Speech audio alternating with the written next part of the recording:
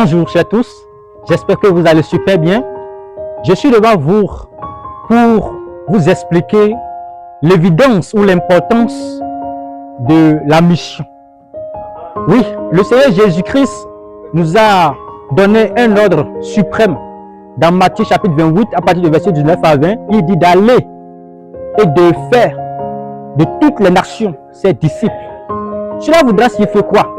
J'ai juste pris une portion du verset 19 pour nous expliquer que est-ce que nos frères, les églises qui sont en place, qui sont déjà implantées, sont en train de jouer le rôle que Jésus nous a donné.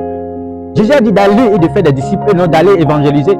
Oui, vous ne savez pas que le fait d'aller évangéliser, c'est-à-dire prêcher la bonne nouvelle de Jésus, vous allez faire de l'addition. Or, il dit d'aller se multiplier.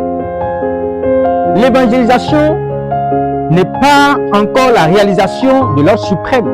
Ça doit aller au-delà de l'évangélisation. Lorsque nous évangélisons, nous devons avoir un plan d'action, un plan qui doit nous amener à former les disciples, à former ceux-là qui ont déjà reçu Jésus-Christ et faire des disciples de Christ. Si nous manquons sur cet objectif de la formation des disciples, nous sommes en train de faire de l'addiction. Or, l'Éternel, bien Jésus-Christ du moins, nous a appelés à faire de la multiplication.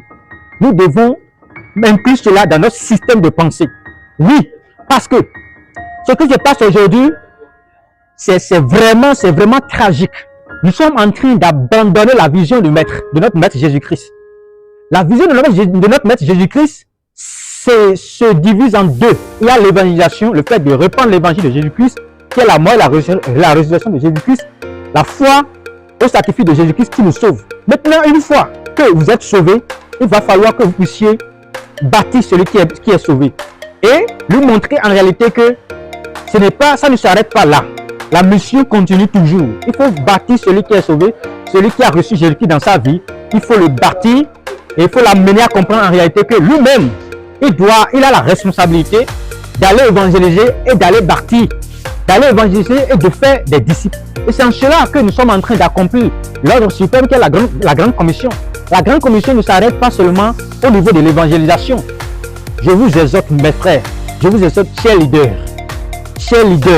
chers missionnaires, chers pasteurs, revenez, s'il vous plaît, à l'ordre suprême qui est de faire de l'évangéliser et de bâtir les vies, de faire de ces personnes évangélisées des disciples et de leur inclure l'idée selon laquelle eux aussi, à leur retour, ils doivent former également les autres. C'est en cela que nous allons impacter toutes les nations. Parce que si vous évangélisez la personne et vous ne la bâtissez pas, je vous assure, vous n'accomplirez pas, vous n'êtes pas en train d'accomplir la grande commission.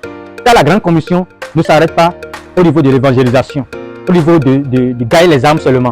Il faut les bâtir, faire des disciples, inclure dans leur pensée qu'eux aussi, ils peuvent également faire des disciples. Je vais vous souligner quelque chose qui est très important. Si vous bâtissez, vous évangélisez quelqu'un, c'est-à-dire la personne a cru en l'évangile, et elle est sauvée du moins, et vous la bâtissez, et elle devient comment on appelle, disciple.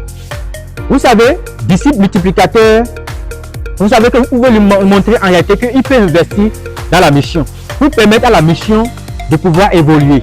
Parce qu'il y a de ceux-là qui sont envoyés et il y a de ceux-là qui envoient. C'est-à-dire des partenaires financiers et des gens qui sont sur le terrain et qui posent des actions. Je vais vous récapituler très rapidement que l'évangélisation, je vais dire la mission de Jésus-Christ, la vision de Jésus-Christ ne s'arrête pas seulement au niveau de l'évangélisation. Ça va jusqu'à former les disciples multiplicateurs. Et c'est la vision. Si je vais dire que je vais résumer la vision du maître, la grande commission, le grand ordre suprême, je peux dire que c'est faire des disciples multiplicateurs. Je vous remercie, chers frères, chers sœurs, chers missionnaires, chers pasteurs, chers leaders d'église. Soyez bénis.